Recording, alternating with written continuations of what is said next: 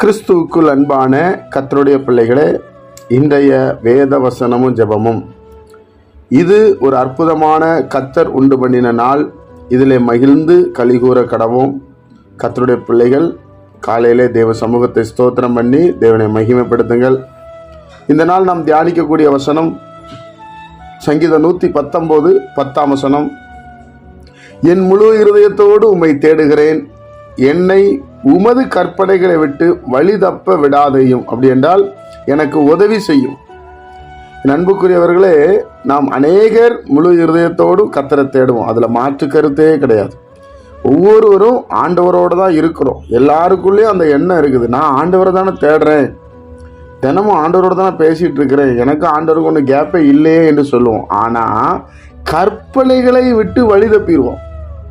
இந்த கற்பனையை மறந்து போவோம். ஆண்டவரோடு இருக்கிறோன்னு சொல்லி அவர் சொன்னதை நம்ம மறந்து போவோம். அவர் சொன்னதை மறந்து போனாலே நம்ம அவர் கூட இல்லைன்னு அர்த்தம். அதைத்தான் சங்கீதக்காரன் எழுதுகிறார், என்னை வழி தப்பி விட பண்ணாதேயும். என்னை அதாவது அந்த கற்பனைகளை விட்டு வழி தப்ப விடாதேயும். அந்த நேரத்தில் எனக்கு ஞாபகப்படுத்துங்க. சில நேரத்தில் ஞாபகப்படுத்தினாலும் நம்மளை மீறி அந்த வார்த்தை வந்துடும், கோபம் வந்துடும், எரிச்சல் வந்துடும், டென்ஷன் ஆயிரும். சொல்லக்கூடாதுன்னு நினைப்போம், பேசக்கூடாதுன்னு நினைப்போம், மிஞ்சி பேசக்கூடாது, அமைதியாக இருக்கணும்னு நினைப்போம். ஆனால் நம்மளை மீறி அந்த காரியம் வந்துடும். நம்ம ஆண்டவரோடு இல்லைன்னு இல்லை, நம்ம முழு இருதயத்தோடு தான் அவரை தேடுறோம். ஆனால் அவர் நமக்கு சொல்லி வச்ச கட்டளையும் கற்பனையையும் அந்த நேரத்தில் நம்ம செயல்பட முடியாமல் போயிடுவோம். அங்கதான் எழுதுறாரு, ஆண்டவரே எனக்கு உதவி செய்யும், என்னை வழிதப்ப விடாதையும் என்று சொல்லுகிறார். அன்புக்குரியவர்களே, அப்போ நாம் தேவன் மேல் வைத்திருக்கிற அன்பு உண்மை, தேவன் நம்ம மேல் வச்சிருக்கிறது மகா உண்மை. அவர் நம்ம மேல் அன்பு வச்சதுனால தான் சிலுவைக்கு போனார். ஆனால் நம்ம கர்த்தர் மேல வச்சிருக்கிற அன்பு எதன் மூலமா வெளிப்படுத்த முடியும் என்று சொன்னால், அவர் சொன்ன வசனத்தின்படி நடந்து அவருடைய விருப்பத்தை செய்யும் பொழுதுதான் நம்ம நடக்கிறோம்னு அர்த்தம்.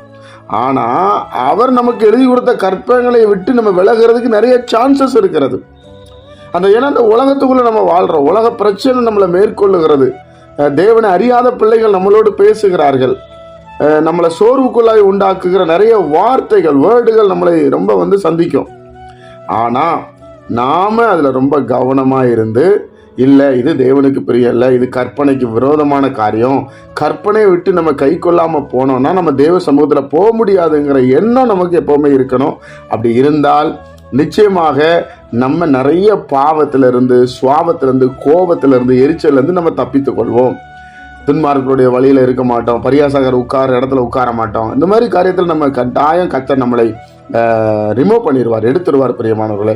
அதனால தேவனுடைய பிள்ளைகளாகிய நாம என் முழு இருதயத்தோடு உண்மை தேடுகிறதுல மாற்று கருத்தே கிடையாது. தேவ பிள்ளைகள் ஒவ்வொருவரும் ஆண்டவரை தான் நினைக்கிறீங்க, மனசுக்குள்ள அவரை தான் சுமந்துட்டு இருக்கிறோம், அதுல எந்த மாற்று கருத்து கிடையாது. ஆனால் அவருடைய கற்பனைகளை எந்த அளவு கை கொள்ளுகிறோம், அவர் மேல வச்சிருக்கிற அன்புன்னு என்று சொன்னால் அவருடைய கற்பனைகளிலிருந்து விலகாதது தான். இப்போ கற்பனையை செய்யணும்னு நினைச்சா நம்ம சீக்கிரமாய் அதை செய்து விடுவோம். ஆண்டவர் நமக்குள்ள இருக்கிறதை உணர்வோம். எனக்கு உதவி செய்யும் ஆண்டவரே என்று கேட்போம். நிச்சயமாக கர்த்தர் நமக்கு உதவி செய்வார். ஜெபிப்போமா? பரிசுத்த பிதாவே, உம்முடைய குமாரன் இயேசு கிறிஸ்துவின் நாமத்தில் நாங்கள் வருகிறோம். ஆண்டவரே, என் முழு இருதயத்தோடு உம்மை தேடுகிறேன் என்று சொல்லி சங்கீதக்காரன் எழுதுகிறான். அதுபோல நாங்களும் உம்மை தேடுறோம். ஆனால் கற்பனைகளை விட்டு தப்ப விடாதீங்கப்பா. நாங்கள் உங்கள் கற்பனைகளை கை கொண்டு உங்களுக்கு சாட்சியாக இருக்கணும்.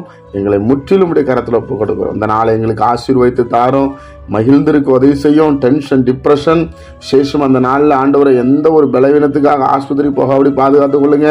போலீஸ் ஸ்டேஷன் வாசலுக்கு வேண்டாம், கோர்ட்டு வாசலுக்கு வேண்டாம். எங்களை சுகமாக நீங்கள் நடத்துங்க. ஒரு நாளும் உடைய பிரசன்னத்தில் இருந்து நாங்கள் வாழற தேவன் கிருபை செய்யுங்க. இயேசு கிறிஸ்துவின் மூலம் ஜெபிக்கிற நல்ல பிதாவே, ஆமென்.